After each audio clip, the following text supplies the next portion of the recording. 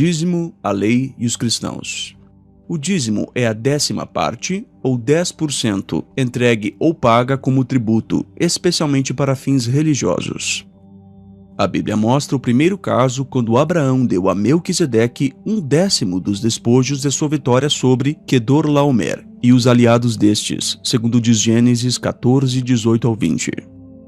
O segundo caso diz respeito a Jacó, que em Betel fez um voto de dar a Deus 1/10 dos seus recursos, segundo diz Gênesis 28, 20 ao 22.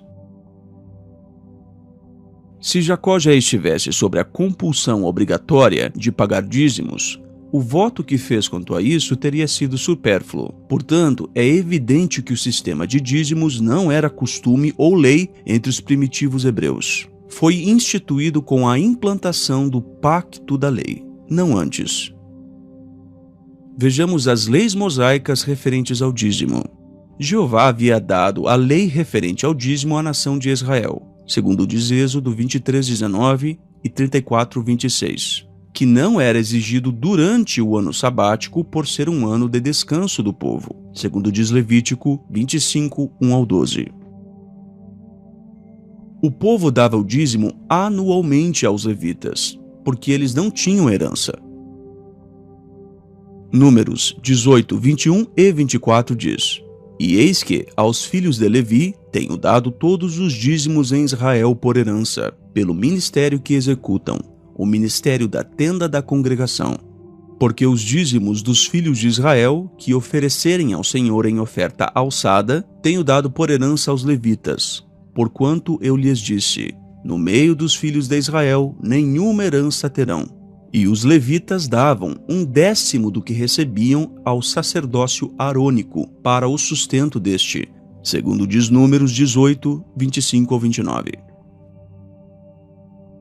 Se um israelita preferisse dar dinheiro em vez de produtos, podia fazer isso, estipulando-se nesse caso que acrescentasse ao valor 1/5 adicional, conforme diz Levítico 27, 31. Levava-se os melhores cereais e eram debulhados, e as uvas e as olivas eram convertidas em vinho e azeite, para serem entregues como dízimo aos levitas. Mas o 10º animal que passava pela porteira não era examinado, apenas era marcado como dízimo, conforme diz Números 18, 27 e 30, Neemias 10, 37 e Levítico 27, 31.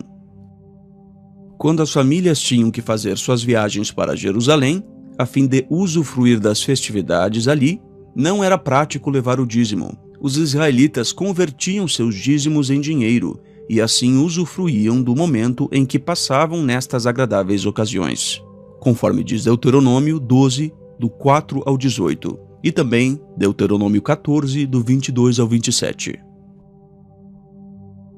Mas a cada 7 anos, o dízimo era destinado aos forasteiros, aos órfãos e às viúvas, e os levitas também podiam pegar desta provisão.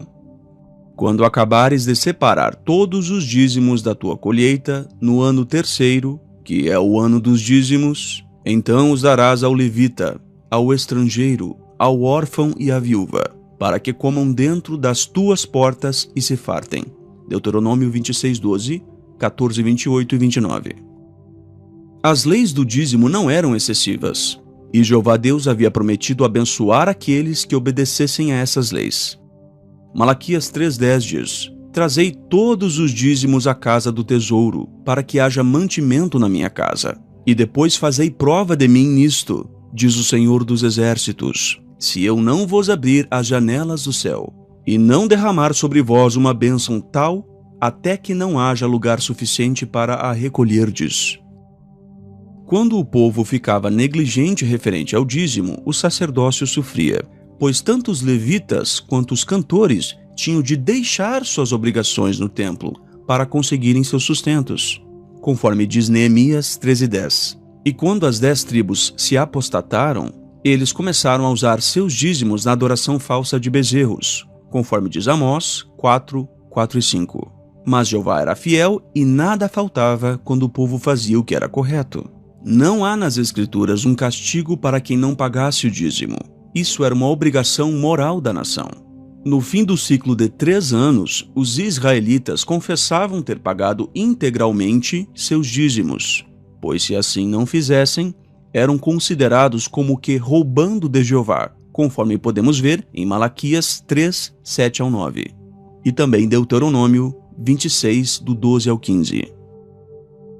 Já na época de Jesus, a cobrança do dízimo ainda estava em vigor, mas os escribas e fariseus faziam dessa cobrança um desvio da lei e do verdadeiro objetivo, porque deixavam de lado o que realmente era importante, conforme diz Mateus 15, do 1 ao 9. Do que adiantava para eles darem o 10º da hortelã e do endro e do cominho, se o que realmente importava eles deixavam de lado? Mateus 23, 23 diz: Ai de vós, escribas e fariseus, hipócritas, pois que dizimais a hortelã, o endro e o cominho, e desprezais o mais importante da lei, o juízo, a misericórdia e a fé. Deveis, porém, fazer estas coisas e não omitir aquelas. Lucas 11:42 diz: Mas ai de vós, fariseus, que dizimais a hortelã e a arruda e toda a hortaliça, e desprezais o juízo e o amor de Deus. Importava fazer essas coisas e não deixar as outras. Jesus considerou o cobrador de impostos na sua ilustração mais digno do que o fariseu que pagava o dízimo, porque ele se humilhou, conforme diz Lucas 18, do 9 ao 14.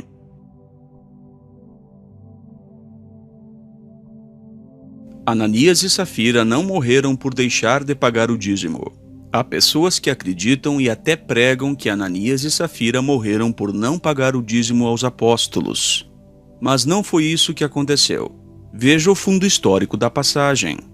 Os que tinham se convertido ao cristianismo ficaram em Jerusalém para aprender mais. E para que estes tivessem provisões, tais como alimentação, os outros cristãos ali começaram a fornecer para estes o alimento. Veja o que José fez em Atos 4, 34 ao 37. Não havia, pois, entre eles necessitado algum, porque todos os que possuíam herdades ou casas, vendendo-as, traziam o preço do que fora vendido e o depositavam aos pés dos apóstolos.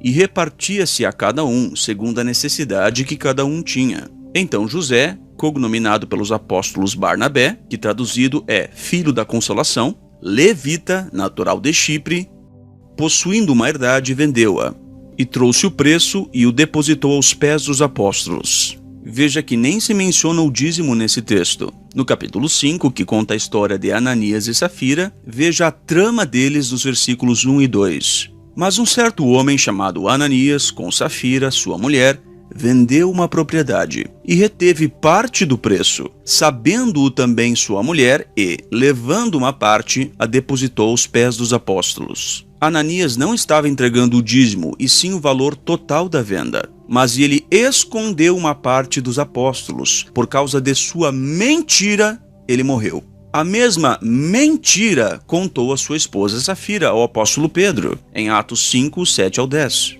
Assim os dois morreram, não por deixar de pagar o dízimo, mas por mentir. Pedro, tendo recebido de Jesus o Espírito Santo, ele poderia perdoar ou não o pecado deles, mas como eram pecadores deliberados, não mereciam tal perdão. João 20, do 21 ao 23. Os cristãos não estão sujeitos a pagar dízimos. Mas como a congregação cristã recém-formada era financiada, já que não se usava mais o sacerdócio, vejam 2 Coríntios 8:12. Porque se há prontidão de vontade, será aceita segundo o que qualquer tem, e não segundo o que não tem. E o capítulo 9, versículo 7. Cada um contribua segundo propôs no seu coração, não com tristeza ou por necessidade, porque Deus ama ao que dá com alegria. Os cristãos tinham uma orientação de ajudar, não com contribuições fixas, mas com o que eles tinham. Até mesmo quem tomava conta da congregação trabalhava arduamente, e Paulo foi exemplo nisso, segundo diz Atos 18:3 e 1 Tessalonicenses 2:9. Já nas escrituras gregas, o Novo Testamento, não se menciona a cobrança de dízimos. Muitos usam o texto de Malaquias 3:10 como uma verdade absoluta para alegar a cobrança de dízimos. Mas lembre-se, o texto de Malaquias foi escrito por volta do ano 443, antes de Jesus entregar sua vida aqui na terra. O que isso tem a ver com o pagamento de dízimo? A lei de cobrança de dízimo findou com a morte de Jesus. Agora siga o raciocínio nos seguintes textos. Porque Cristo é o fim da lei. Por meio de sua carne, ele aboliu a inimizade, a lei de mandamentos em forma de decretos, e apagou o documento manuscrito que consistia em decretos e estava em oposição a nós. Com referência a Romanos 10:4, Efésios 2:15 e Colossenses 2:13 e 14. A partir do ano 33 da Era Comum, passou a existir um novo sacerdócio espiritual, não sustentado por dízimos, conforme diz Romanos 6:14 e 1 de Pedro 2:9. Quando o livro de Atos dos Apóstolos, no capítulo 15, menciona um concílio sobre as regras das quais eles ainda deviam seguir, veja o que dizem os versículos 28 e 29. Pareceu bem ao Espírito Santo e a nós, não impor a vocês nada além das seguintes exigências necessárias: abster-se de comida sacrificada aos ídolos, do sangue, da carne de animais estrangulados e da imoralidade sexual. Vocês farão bem em evitar essas coisas. Que tudo lhes vá bem. Muitos que hoje ainda pagam o dízimo não guardam os sábados, não fazem circuncisão, nem sacrifícios e as outras coisas que havia na lei. E aqui no texto lido não se faz mais referência a que se faça. Mas estes mesmos podem alegar: não há na Bíblia nenhum texto que diga que não é mais obrigatório o pagamento de dízimo. Será que não? Vamos concluir lendo Hebreus 7, 5, 12 e 18. O 5 diz assim: é verdade que, segundo a lei, aqueles entre os filhos de Levi que recebem o sacerdócio têm o mandamento de cobrar dízimos do povo, isto é, dos seus irmãos, embora estes sejam descendentes de Abraão. Os levitas tinham esse mandamento de cobrar o dízimo, mas não estamos servindo o sacerdócio de levitas de Israel. Então, como fica a lei do dízimo? Seguindo a leitura: pois, mudando-se o sacerdócio, torna-se necessário mudar também a lei. Houve uma mudança na lei. Agora observe o desfecho no verso 18. Porque o precedente mandamento é anulado por causa da sua fraqueza e inutilidade. Anular significa cessar, revogar uma lei ou privilégio, suprimir, por fora de uso. Sendo assim, fica claro que os cristãos não estão debaixo da lei do dízimo, mas podem ajudar a obra com suas contribuições voluntárias, conforme diz 2 aos Coríntios 8:12 e capítulo 9, versículo 7.